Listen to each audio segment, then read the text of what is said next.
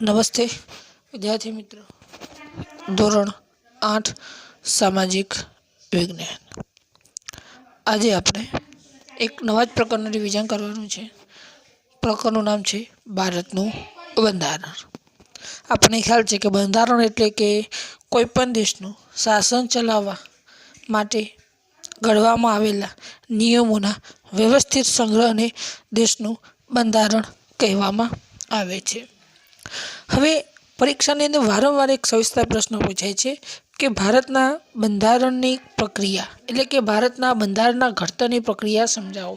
અને આ જ પ્રશ્નમાંથી વારંવાર ટૂંકું પણ પૂછાતું હોય છે. 1-2 વાક્યનું પણ આમાંથી પૂછાતું હોય છે. બરાબર, તો આપણે જોઈએ ભારતના બંધારણ ઘડતરની પ્રક્રિયા એટલે કે ભારતનું જે બંધારણ જે છે એ બંધારણ કેવી રીતે ઘડવામાં આવ્યું હતું. તો આપણે જોઈએ તો ભારતના બંધારણ ઘડવા માટે બંધારણ સભાની રચના કરવામાં આવી હતી. વિદ્યાર્થી મિત્રો, હવે આપણા ભારત દેશનું જે બંધારણ ઘડવામાં કોઈ એક વ્યક્તિ કે 2 વ્યક્તિઓ દ્વારા ઘડવામાં નહોતું આવ્યું. ભારતનું બંધારણ ઘડવા માટે બંધારણ સભાની રચના કરવામાં આવી હતી. આ બંધારણ સભાની અંદર દરેક જ્ઞાતિના પ્રતિનિધિઓ હતા, દરેક ધર્મના પ્રતિનિધિઓ હતા અને આ રીતે બંધારણ સભાની રચના થઈ. અને જેમાં 389 જેટલા સભ્યો હતા અને આ બધા ભેગા થઈને આપણું બંધારણ ઘડ્યું. એટલે કે કોઈ એક વ્યક્તિએ નથી ઘડ્યું. એટલા માટે યાદ રાખજો, ભારતનું બંધારણ ઘડવા માટે બંધારણ સભાની રચના થઈ. પરીક્ષામાં ખાલી જગ્યા વારંવાર પૂછાતી હોય કે ભારતનું બંધારણ ઘડવા માટે ખાલી જગ્યાની રચના કરવામાં આવી હતી. તો ભારતનું બંધારણ ઘડવા માટે બંધારણ સભાની રચના કરવામાં આવી હતી. આગળ આપણે જોઈએ, બંધારણ સભાએ બંધારણ ઘડવાની શરૂઆત 9 ડિસેમ્બર 1946ના દિવસે શરૂ કરી. તો વિદ્યાર્થી મિત્રો ધ્યાન આપો કે બંધારણ સભાએ ભારત દેશનું જે બંધારણ છે એ બંધારણ ઘડવાની શરૂઆત 9 ડિસેમ્બર 1946ના દિવસે શરૂ કરી. પરીક્ષામાં વારંવાર એક પ્રશ્ન પૂછાય કે બંધારણ ઘડવાની શરૂઆત કઈ તારીખે કરવામાં આવી હતી. તો ધ્યાન રાખજો, બંધારણ ઘડવાની શરૂઆત 9 ડિસેમ્બર 1946ના દિવસે ભારત દેશનું બંધારણ ઘડવાની શરૂઆત થઈ. તો જે આ રીતે બંધારણ સભાએ 9 ડિસેમ્બર 1946ના દિવસથી ભારત દેશનું જે બંધારણ જે છે એની ઘડવાની એને શરૂઆત કરી દીધી. બંધારણ સભામાં જુદા જુદા ધર્મના પ્રતિનિધિ, જુદા જુદા પક્ષોના પ્રતિનિધિનો સમાવેશ થાય છે. મેં તમને હમણાં જ કહ્યું કે બંધારણ સભાની અંદર જુદા જુદા ધર્મના પ્રતિનિધિઓ હતા. એ પછી હિન્દુ હોય, શીખ હોય, મુસલમાન હોય કે પછી ભારત દેશનો કોઈ પણ ધર્મ હોય, દરેક ધર્મના પ્રતિનિધિઓ હતા. એ સિવાય ભારત દેશની અંદર જે જુદા જુદા જે પક્ષો હતા એ પક્ષોના પણ પ્રતિનિધિઓનો સમાવેશ આ બંધારણ સભામાં કરવામાં આવે છે. એ સિવાય બંધારણ સભામાં વિદ્વાન નેતાઓનો સમાવેશ થાય છે. તો જુદા જુદા ધર્મના પ્રતિનિધિઓ, પક્ષોના પ્રતિનિધિઓ, એમની સાથે સાથે બંધારણ સભામાં જે વિદ્વાન નેતાઓ, જે બુદ્ધિજીવી લોકો કહીએ છીએ આપણે, એવા વિદ્વાન નેતાઓનો સમાવેશ પણ બંધારણ સભામાં કરવામાં આવતો હતો. તો જે બંધારણ સભાની અંદર દરેક લોકોનો સમાવેશ કર્યો હતો, જેમાં જવાહરલાલ નહેરુ, ડૉક્ટર રાજેન્દ્ર પ્રસાદ, સરદાર પટેલ, મૌલાના અબુલ કલામ આઝાદ, શ્યામ પ્રસાદ મુખર્જી, સરદાર બલદેવસિંહ જેવા નેતાઓએ માર્ગદર્શન આપ્યું. વિદ્યાર્થી મિત્રો, આ બાબત પણ યાદ રાખવાનું છે. પરીક્ષામાં પ્રશ્ન પૂછાય કે બંધારણ સભામાં માર્ગદર્શન આપનારા નેતાઓ કયા કયા હતા. તો જેમાં જવાહરલાલ નહેરુ હતા, ડૉક્ટર રાજેન્દ્ર પ્રસાદ હતા, સરદાર વલ્લભભાઈ પટેલ, મૌલાના અબુલ કલામ આઝાદ, શ્યામ પ્રસાદ મુખર્જી, સરદાર બલદેવસિંહ વગેરે જેવા નેતાઓએ બંધારણ ઘડવા માટેનું માર્ગદર્શન આપ્યું કે ભાઈ આપણે આ રીતે બંધારણ ઘડવાનું છે, આ રીતે કાયદા હોવો જોઈએ, આવું વગેરે જેવું માર્ગદર્શન આ નેતાઓએ આપ્યું છે. તો પરીક્ષામાં પ્રશ્ન પૂછાય કે બંધારણ ઘડતરમાં માર્ગદર્શન આપનાર નેતાઓ કયા હતા. તો આપણે આટલા નેતાઓ આપણે યાદ રાખવાના છે. આગળ આપણે જોઈએ, એંગ્લો ઇન્ડિયાનું પ્રતિનિધિ ફ્રેન્ક એન્થનીએ કર્યું, જ્યારે પારસીઓનું પ્રતિનિધિ HP મોદીએ કર્યું હતું. તો બંધારણ સભાની અંદર એવા પણ લોકો હતા કે જેમના ધર્મની સંખ્યા બહુ ઓછી હતી, છતાં પણ એમનું પ્રતિનિધિત્વ આપણી બંધારણ સભામાં હતું. એટલા માટે જે એંગ્લો ઇન્ડિયન કયા લોકો કેવું ખબર છે? જે વિદેશી નાગરિક હોય અને એ નાગરિકોએ આપણા ભારત દેશનું નાગરિકત્વ સ્વીકાર્યું હોય એવા લોકોને એંગ્લો ઇન્ડિયન કહેવામાં આવે છે.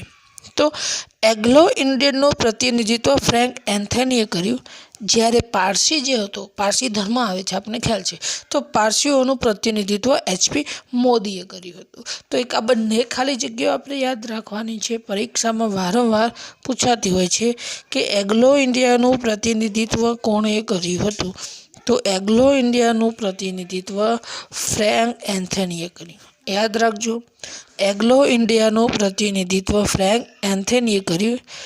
જ્યારે પારસીઓનું પ્રતિનિધિત્વ HP મોદીએ કર્યું. તો જે પારસી હતા, આ પારસીઓનું પ્રતિનિધિત્વ HP મોદી. બંને ખાલી જગ્યામાં પણ પૂછાય. સવિસ્તારમાં પ્રશ્નમાં આપણે લખવાનું છે, પણ ખાલી જગ્યામાં 1 માર્ક્સમાં પણ પૂછાય કે એંગ્લો ઇન્ડિયાનું પ્રતિનિધિત્વ કોણે કર્યું હતું? Frank Anthony. જ્યારે પારસીઓનું પ્રતિનિધિત્વ HP મોદીએ કર્યું હતું. આગળ જોઈએ આપણે.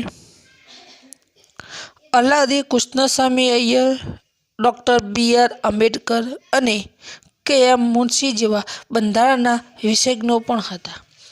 તો જે રીતે બંધારણની અંદર જે માર્ગદર્શન આપનાર નેતો હતા, એ જ રીતે બંધારણની અંદર કેટલાક તજજ્ઞ લોકો હતા, વિશેષજ્ઞ લોકો હતા, જુદા જુદા વિષયોના જાણનાર હતા. જેમાં અલ્લાદી કૃષ્ણસ્વામી અય્યર, BR આંબેડકર અને KM મુનશી એટલે કે કનૈયાલાલ મુનશી જેવા આપણા બંધારણના વિશેષજ્ઞો હતા. એટલે કે જુદા જુદા બંધારણ વિશે જાણનાર લોકો હતા, જેમને જુદા જુદા વિશેની માહિતી આપેલી આપણને જોવા મળી રહી છે.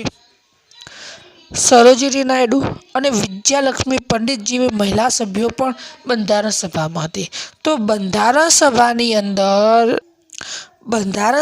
અંદર કેટલીક સ્ત્રી સભ્યો પણ હતી. એવું નથી બધા પુરુષો હતા, પણ જેમાં સરોજિની નાયડુ અને વિજયાલક્ષ્મી પંડિત જેવી સ્ત્રીઓ પણ બંધારણ સભાની અંદર હતી.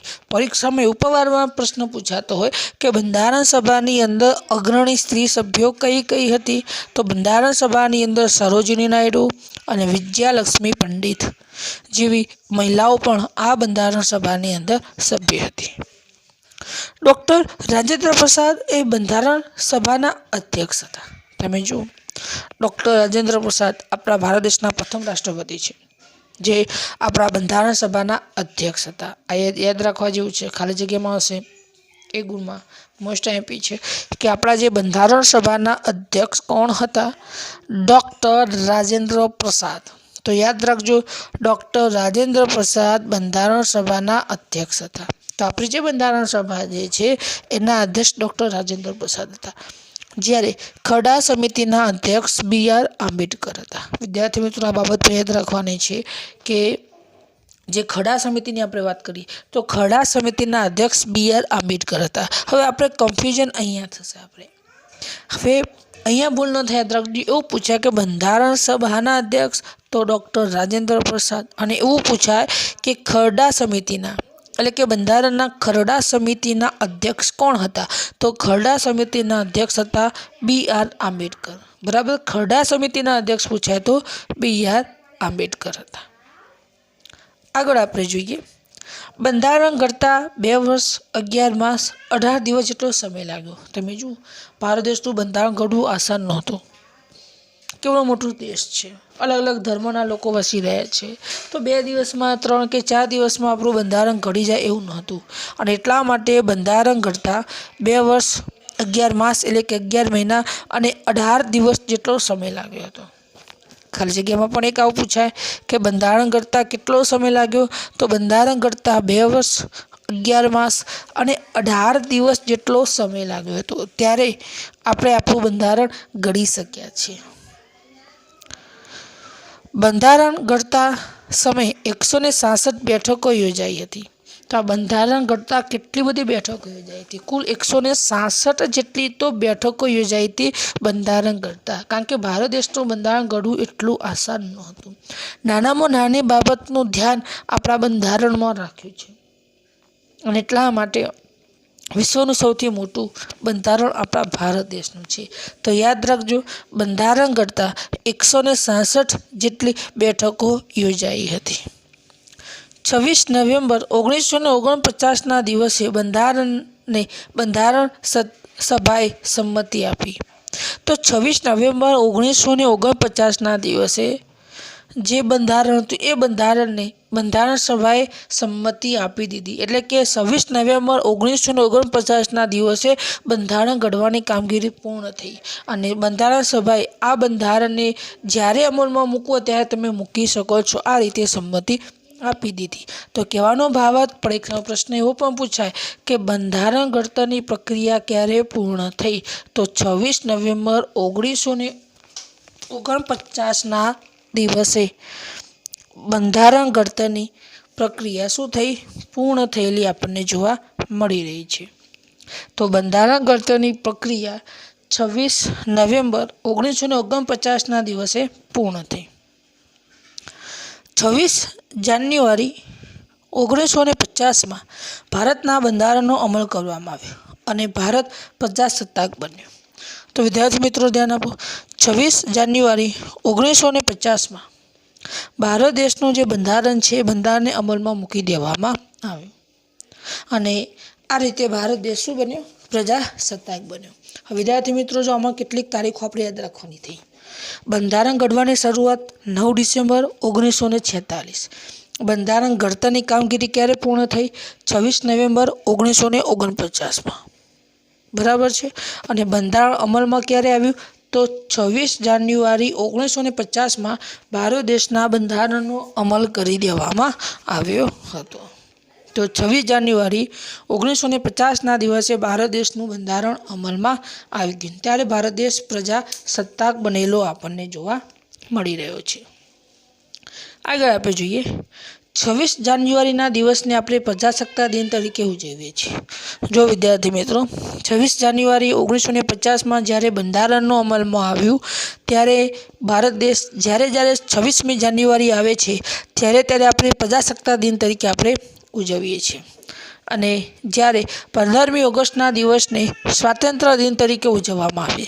તો જે 15મી ઓગસ્ટ સ્વાતંત્ર્ય દિન, કારણ કે 15 ઓગસ્ટ 1947ના દિવસે આપણે આઝાદ થયા. તો આટલા મુદ્દા યાદ રાખવાના છે ખાસ. 9 ડિસેમ્બર 1946 બંધારણ ઘડતરની કામગીરીની શરૂઆત થઈ. 26 નવેમ્બર 1949 બંધારણ ઘડતરની કામગીરી પૂર્ણ થઈ. 26 જાન્યુઆરી 1950 બંધારણ અમલમાં આવ્યું. બરાબર છે. બંધારણ સભાના અધ્યક્ષ ડૉક્ટર રાજેન્દ્ર પ્રસાદ. બંધારણના ખરડા સમિતિના અધ્યક્ષ કોણ હતા? તો BR આંબેડકર.